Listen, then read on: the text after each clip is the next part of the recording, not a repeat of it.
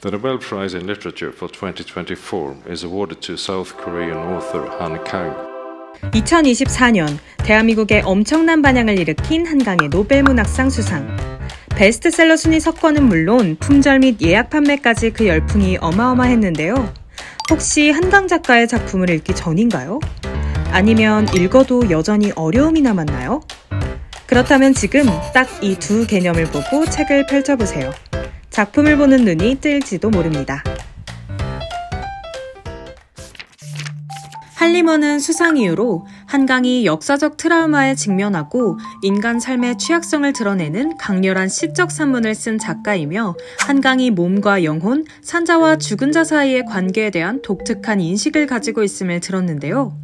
오늘은 이 몸에 대한 채식주의자, 산자와 죽은 자 사이에 소년이 온다를 중심으로 이야기하려고 합니다. 첫 번째는 에코페미니즘과 채식주의자입니다.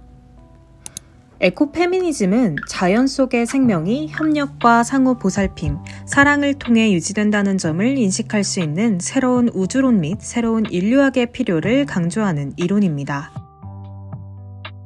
에코페미니즘 문학 비평은 성차별과 생태위기라는 맥락에서 인류 중심주의와 가부장주의를 비판하며 남녀의 이분법을 넘어 모든 생명체에 내재한 생존 본능과 의지를 되살리고 가꾸어 나가는 것을 특징으로 합니다. 한강의 소설은 여성 채식주의자를 통해 육신문화로 대변되는 남성적 질서를 넘어서고자 하는 저항적 움직임을 보여줍니다. 채식주의자는 3편의 연작소설로 이루어져 있습니다. 첫 번째 채식주의자는 남편의 시점에서 서사가 진행되며 영해를 조명합니다. 영해의 채식은 1차적 계기로 꿈이 작용합니다. 기존 폭력적 세계에 대한 각성을 통해 이 가학적 폭력의 대안으로서의 채식이 이 작품의 핵심적 키워드로 존재하게 됩니다. 두 번째로는 몽고반점입니다. 이는 형부의 시점으로 쓰이며 영해와 형부의 관계가 몸에 그려진 원색적인 식물 그림으로 인해 사회적 통념이 제거된 순수 남성과 여성의 원시적 관계로 그려집니다. 이러한 육체적 행위를 식물적 이미지로 치환한 것이 채식과 마찬가지로 기존 사회의 관념과 이데올로기를 벗겨내기 위한 것으로 해석될 수 있는 것입니다. 마지막으로는 나무불꽃입니다. 작품의 최종장인 이 작품에서 영해는 무언가를 섭취하고 강탈하는 것을 거부하기에 이르며 먹이사슬의 수탈자에서 벗어나 생태적 공존의 존재인 식물, 즉 나무 되기로 화하기를 갈구합니다. 이는 종과 인식의 한계를 초월한 새로운 생성의 힘을 내포합니다. 이러한 지점을 잘 살펴보면 작품을 읽으면서 채식주의자 속에 어떤 요소들이 폭력의 배제에 기여하고 있는지를 들여다볼 수 있을 것입니다. 조금 어렵게 느껴졌던 채식주의자가 마음에 들어오는 것을 느끼실 수 있나요? 다음으로는 포스트 메모리와 소년이 온다입니다. 수줍은 성격의 조용한 사람이었다는 박용준은 마지막 밤에 이렇게 썼습니다. 하느님, 왜 저에게는 양심이 있어 이렇게 저를 찌르고 아프게 하는 것입니까? 저는 살고 싶습니다. 한강 작가는 소설의 제목이 소년이 온다인 이유로 희생자 야학교사 박용준 선생님의 일기를 읽고 떠올린 동호라는 소년의 이미지를 말합니다.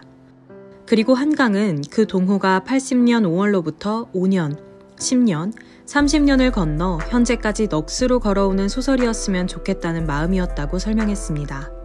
포스트 메모리는 바로 이 지점을 가리킵니다. 포스트 메모리는 20세기 후반 들어 가장 주목을 받은 개념으로 부모 세대의 트라우마적 기억이 사진이라는 매개를 통해 자녀에게 전승되는 의미로부터 시작해 이후 세대가 이전 세대, 타자의 개인적 혹은 공동의 트라우마 기억을 지니게 되는 다양한 체험들을 통칭하는 의미로 쓰이고 있습니다. 한강 작가 역시 유년 시절 보았던 피 묻은 광주의 사진첩을 보았던 기억을 언급했죠. 포스트 메모리는 단순히 역사소설을 지칭하는 것이 아닙니다. 포스트 메모리는 단절된 기억에 대해 쓰는 것이 아니라 과거의 메모리와 현재 사이에서 연속성을 가지게 되는 소설입니다. 그래서 포스트 메모리 소설은 한 공간을 넘어서는 하나의 파장을 의미하게 됩니다.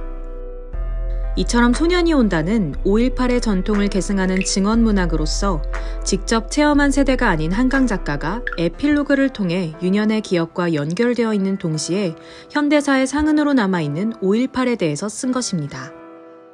한강은 참혹한 폭력에 희생당한 사람들, 살아있으나 정신적인 죽음을 겪은 사람들을 불러옴으로써 들리지 않는 목소리를 들리게 합니다. 뭘 그렇게 놀래?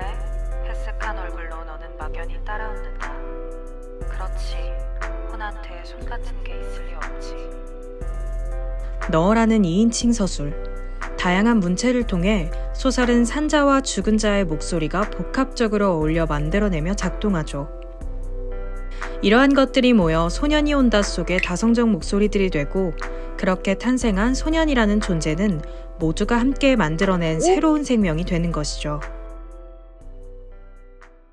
과거가 현재를 도울 수 있는가? 죽은 자가 산자를 구할 수 있는가?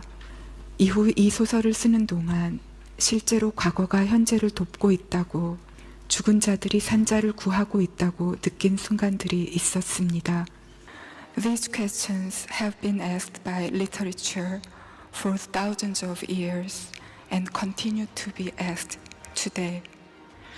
What is the meaning of our brief stay in this world? How difficult is it for us to remain human, come what may?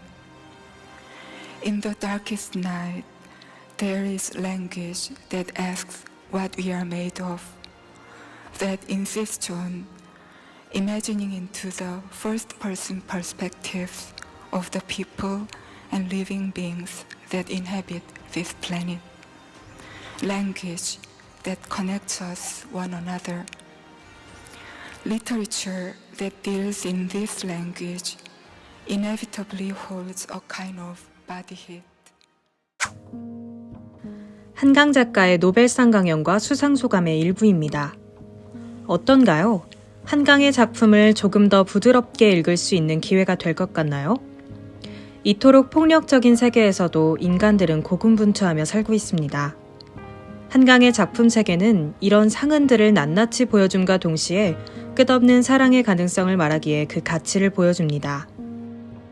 세계는 이토록 폭력적이고 고통스러움과 동시에 세계는 이해할 수 없을 만큼 아름다우니까요. 문학이란 이 모순 그 자체를 보여줄 수 있는 아주 깊은 근원일지도 모릅니다. 인간이 만들어낸 인간 근원에 대한 인문학이니까요. 한강 작가가 노벨문학상을 탄 것은 단순히 한강이라는 작가가 큰 문학상을 받았다는 것만의 의의를 가지는 것은 아닙니다. 그가 보여준 가능성은 정진해 나갈 수 있는 힘에 관한 것이라고 할 수 있는 것이죠. 한글은 미묘하고 어려워서 세계 시장으로 나아가기 어려워 라는 말 들어본 적 있나요? 한강의 작품이 번역된 것에 큰 기여를 했던 대산문화재단을 창립한 교보의 신용호 회장은 이런 말을 했죠. 한국에는 재능이 있는 사람이 많은데 아직까지 노벨문학상을 탄 사람이 없다고.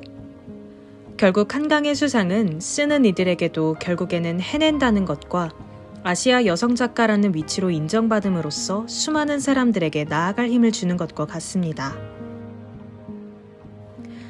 그것도 역사적 트라우마와 인류의 상흔, 그리고 사랑을 피하지 않고 써내는 작가인 한강이기에 더 열광하는 것일지도요.